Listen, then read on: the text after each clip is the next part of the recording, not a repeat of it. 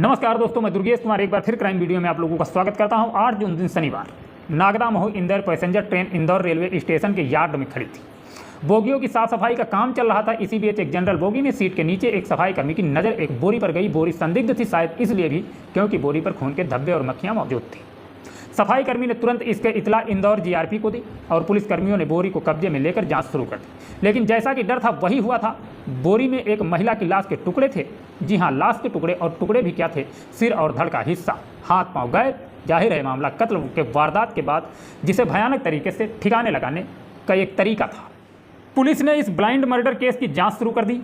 लेकिन इससे पहले कि पुलिस को इस महिला के बारे में कोई जानकारी मिल पाती, ठीक इसी से मिलती जुलती एक और कहानी सामने आ गई। इस बार जगह इंदौर से 1150 किलोमीटर दूर उत्तराखंड का ऋषिकेश शहर था। 10 जून दिन सोमवार उत्तराखंड के ऋषिकेश शहर में भी 2 दिन बाद ठीक वैसी ही एक वारदात हुई। यहाँ 10 जून को रेलवे स्टेशन पर खड़ी योगनगरी ऋषिकेश एक्सप्रेस एक बोरी में एक महिला की लाश के टुकड़ों को लिए इधर उधर मचल रही थी। टुकड़े बोले तो सिर्फ हाथ और पैर का हिस्सा, जबकि यहाँ लाश का सिर और धड़ गायब था। ठीक इंदौर पुलिस की तरह ही अब ऋषिकेश पुलिस भी इस पहेली को सुलझाने को लेकर परेशान हो गई। जाहिर है पहेली को सुलझाने के लिए उस स्टेशन का पता करना सबसे पहले जरूरी था जहाँ से ये लाश के टुकड़े ट्रेन में रखे गए थे। उसके लिए ट्रेन के पूरे रूट की स्कैनिंग जरूरी थी। तो जो पहली ही बात पुलिस को नज़र में आई वो थी योगनगरी ऋषिकेश एक्सप्रेस के सोर्स और डेस्टिनेशन, यानी चलने से पहुंचने तक की जगह। इत्तेफाक से ये ट्रेन भी उसी इंदौर शहर से चलती है जिस इंदौर शहर में महज 2 दिन पहले एक महिला की बगैर हाथ पांव वाली लाश मिली। यानी इस बात की संभावना बहुत ज़्यादा थी कि ये कटे हुए हाथ पैर उसी महिला के हो सकते हैं जिसकी लाश नागदा महू इंदौर पैसेंजर ट्रेन में मिली। अब लाश के इन टुकड़ों को लेकर दोनों स्टेशनों के जीआरपी की बातचीत शुरू हो चुकी थी। दोनों ही शहर की पुलिस को ये लगने लगा था कि लाश के अलग अलग टुकड़े एक ही महिला के हो सकते हैं। लेकिन दिक्कत ये थी, ना तो इस महिला की पहचान पता थी और ना ही किसी ने इंदौर या आसपास के किसी शहर में किसी को ट्रेन में लाश रखते हुए देखा ही था। सब सबूत के नाम पर पुलिस के पास महिला की बांह पर लिखे ये 2 अल्फाज भर, जिस पर मीराबेन और गोपाल भाई लिखा हुआ था। वैसे तो सिर्फ हाथ पर गुदे इन 2 नामों के सहारे किसी भी महिला की पहचान एक मुश्किल काम था, लेकिन फिर भी पुलिस ने अपनी कोशिश जारी रखी। पता चला कि मध्य प्रदेश और गुजरात के बॉर्डर के आसपास के कई इलाकों में आदिवासी लड़कियां अपनी बांह पर अपना और अपने भाई का नाम लिखवा लेती। खैर, कोशिश जारी रही और आखिरकार पुलिस ने महिला की पहचान पता कर ली। 37 साल की ये महिला रतलाम जिले के बिलपांग थाना इलाके की मऊ गांव की रहने वाली थी। मीराबेन जो 6 जून को अपने पति से झगड़कर घर से निकल गई थी, उसके पति ने अपनी पत्नी के घर से चले जाने के बाद उसकी गुमशुदगी की रिपोर्ट भी लिखवाई थी। लेकिन सवाल ये था कि जो मीराबेन अपनी मर्जी से सही सलामत घर से निकली थी, वो महज 2 दिनों में अलग अलग टुकड़ों में कैसे बट गई। आखिर उस महिला का कत्ल किसने किया और क्यों? यानी अब मरने वाली महिला की पहचान हो चुकी थी। पुलिस को असली कहानी पता लगानी बाकी थी। पुलिस ने इस कोशिश में महिला के पति से लंबी पूछताछ की और उससे पहला क्लू मिला। महिला के पति ने बताया कि मीराबेन घर से जाते समय ये कहकर गई थी कि वो उज्जैन जा रही है। यानी इस बात की संभावना ज़्यादा थी कि मीराबेन अपने कत्ल से पहले उज्जैन में हो, और संभावना इस बात की भी थी कि महिला का कत्ल उज्जैन में ही हुआ और कातिल ने रेलवे स्टेशन से ही महिला की लाश के टुकड़े अलग अलग ट्रेनों में रखे हों। अब पुलिस की सारी तफ्तीश उज्जैन रेलवे स्टेशन के इर्द गिर्द सिमट कर रह गई। पुलिस ने मोबाइल फ़ोन की location, CCTV footage, railway station के आसपास एक्टिव मुखबिर सबकी मदद से मीराबेन के कत्ल का राज पता करने की शुरुआत कर दी। इसी कोशिश में पुलिस को कुछ ऐसे सीसीटीवी फुटेज मिले जिसमें 7 जून को मीराबेन एक संदिग्ध आदमी के साथ रेलवे स्टेशन से जाती नजर आई। लेकिन ये आदमी कौन था? मीराबेन उसके साथ कहाँ जा रही थी? तो मुखबिरों से पूछताछ में उस आदमी की पहचान भी पता चल गई। वो आदमी उज्जैन रेलवे स्टेशन के पास ही एक रिहायशी इलाके हीरा मिल की चाल में रहता था।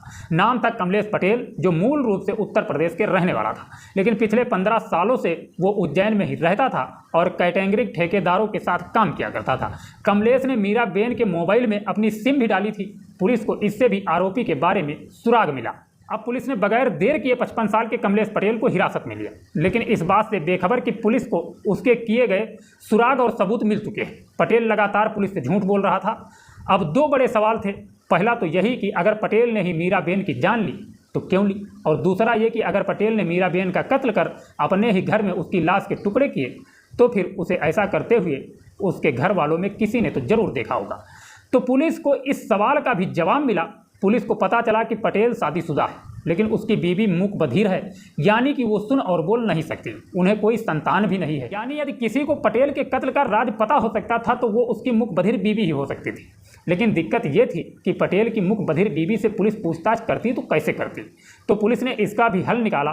पुलिस ने गूंगे बहरों की बातचीत की भाषा यानी साइन लैंग्वेज के कुछ एक्सपर्ट से संपर्क साधा और उन्हें कमलेश पटेल की बीवी से पूछताछ में मदद करने के लिए बुलावा भेजा। एक्सपर्ट ने पटेल की बीवी से बात की और तब सामने आई एक ऐसी खौफनाक कहानी जिस पर यकीन करना मुश्किल हो सकता है। पटेल की बीवी ने इशारों ही इशारों में पुलिस को ऐसा बताया कि कैसे उसका पति 7 मई को मीराबेन को अपने साथ घर लेकर आया था, इसके बाद कैसे उसका कत्ल करने के बाद उसकी लाश के टुकड़े कर डाले। असल में पटेल ने जब मीराबेन की जान ली तब पटेल की बीवी घर में नहीं थी, लेकिन जब मीराबेन की लाश के टुकड़े कर रहा था तब तक उसकी बीवी घर लौट चुकी थी और उसने अपनी आंखों से सब कुछ देखा था। यानी पटेल की बीवी की गूंगी गवाही से अब इस बात की तस्दीक हो चुकी थी कि कातिल कोई और नहीं बल्कि कमलेश पटेल है। अब बस पुलिस को पटेल की पूरी कहानी तफ्तीश के तौर पर सुननी थी और कत्ल की वजह से लेकर लाश निपटाने के पूरे सीक्वेंस को समझना। पुलिस की पूछताछ से पता चला कि अपने पति से झगड़कर मीराबेन रतलाम से निकलकर उज्जैन पहुंच चुकी थी। वो उज्जैन से मथुरा जाना चाहती थी, लेकिन ग्रामीण परिवेश से आने वाली मीराबेन को समझ में नहीं आ रहा था कि आखिर वो मथुरा जाए तो कैसे जाए। इस बीच रेलवे स्टेशन पर कमलेश पटेल की नज़र उस महिला पर पड़ी। उसने उसे अकेला देखकर उससे बात करते हुए सहानुभूति जताई और मथुरा की ट्रेन पकड़ने से पहले उसे अपने साथ अपने घर चलने को कहा। असल पटेल उसके साथ ज्यादती करना चाहता था। वो पहले भी कई महिलाओं के साथ ऐसा कर चुका था। अपने अंजाम से बेखबर मीराबेन उसके साथ उसके घर चलने के लिए राजी हो गई। अगले दिन पटेल ने उसके खाने में नींद की गोलियां मिला दी और उसके साथ बलात्कार की कोशिश करने लगा, लेकिन इत्तेफाक से इसी दौरान मीराबेन को होश आ गया और उसने अपने साथ हो रही ज्यादती का विरोध शुरू कर दिया। शोर मचाने लगी। गुस्से में आकर कमलेश पटेल ने अपने घर में रखे एक बड़े बोल्ट से मीराबेन के सिर पर हमला कर दिया। मीराबेन बेहोश हो गई और तब रस्सी से गला घोंटकर उसकी जान ले ली। कमलेश जब ये सब कर रहा था तो उसकी बीवी घर में नहीं थी, लेकिन जब तक वो घर लौटी तब तक वो एक बड़े से चाकू से मीराबेन की लाश के टुकड़े करने में लगा था। उसने पीड़िता की लाश को 3 हिस्सों में बांटा और उसे 3 बोरियों में पैक कर दिया। इसके बाद वो सबूत मिटाने के लिए उज्जैन रेलवे स्टेशन यार्ड में पहुंचा, जहां उसने पहली 2 बोरियां नागदा महू इंदौर पैसेंजर ट्रेन की एक बोगी में रख दी।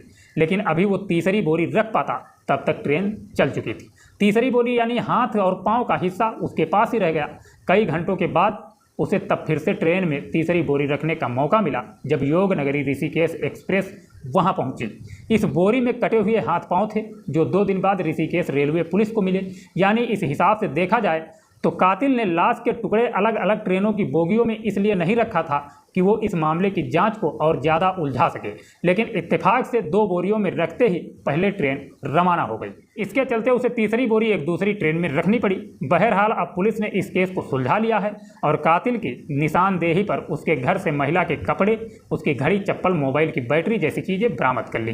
पुलिस को वो नींद की गोलियों का पत्ता भी मिल गया है जो गोलियां उसने खाने में मिलाकर मीराबेन को दी थी। पुलिस इस खौफनाक हत्याकांड में ऐसा चार्जशीट तैयार करना चाहती है जिससे कि दोबारा कोई अपराधी इस तरह का दुस्साहस न कर सके। आरोपी पटेल से कड़ी पूछताछ करके अन्य मामलों की जानकारी ली जा रही है। मिलते हैं नेक्स्ट वीडियो में। अपना ख्याल रखना, अपने परिवार का ख्याल रखना। जय हिंद, जय भारत।